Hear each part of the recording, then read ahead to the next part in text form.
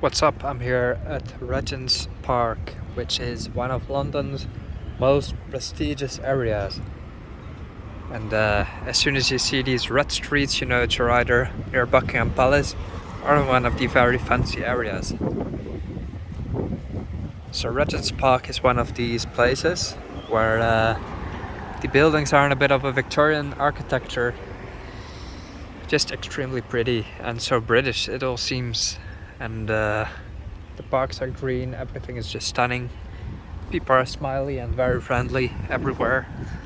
And it's just London is a huge city, although it feels like a big village, which is a very strange thing. These are the English gardens of Regent's Park. And this is very well manicured, as you can see. The grass is cut to perfection. Every pebble is in its place. This has been very well taken care of, and exceptionally so. Must be one of the most beautiful parks in the whole world.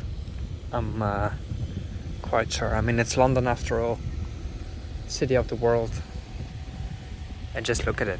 Everything is, I don't know, so well taken care of.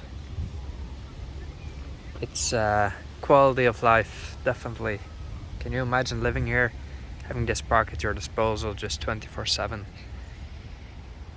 And having a sunny day. I mean, the weather in the UK is obviously bad most of the time, but when it's good, it's you're in for a great time. See?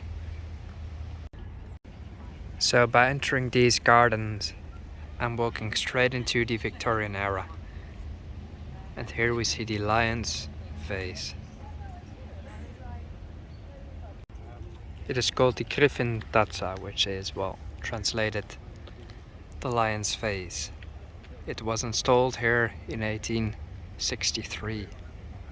Designed by Austin and Seeley and installed here by William Andrews. It is one of the highlights of this park.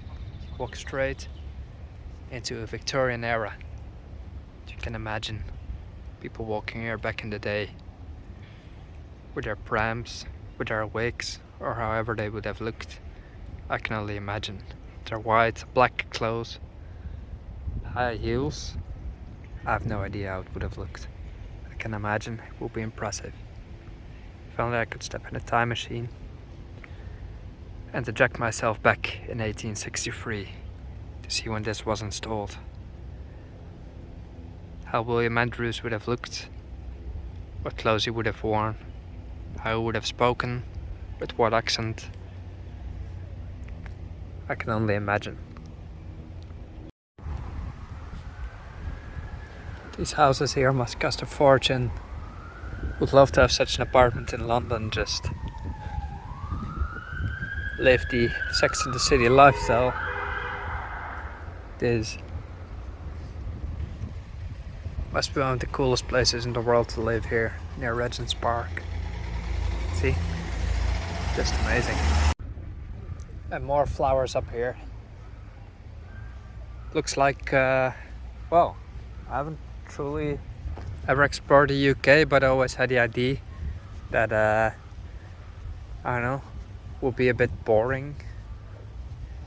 Nothing very interesting, but it looks so lush. It's almost tropical, you know, in a sense.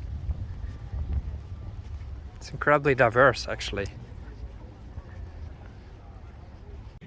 I'm in the Queen Mary's Rose Garden here, a place I never knew existed, but it is in the Regent's Park. It's called the inner circle of the park.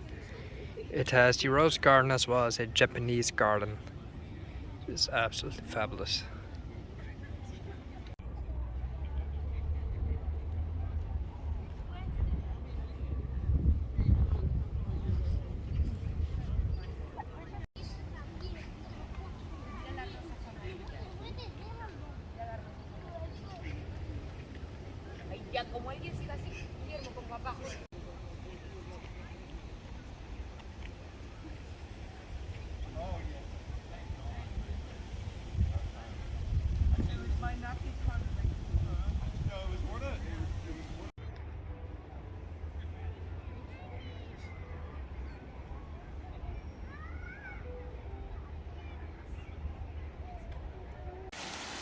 And this here is the fountain of the Japanese garden here in Regent's Bar. It must be one of the most beautiful parks in the whole world. Everything is maintained in expert fashion. I've never seen anything like this, truly. Like, at least not in the size of this park, where everything is just so perfectly done. Just blown away. I had no idea London would be this incredibly diverse in terms of what you can do. I always had imagined it a lot more bland, but it's not.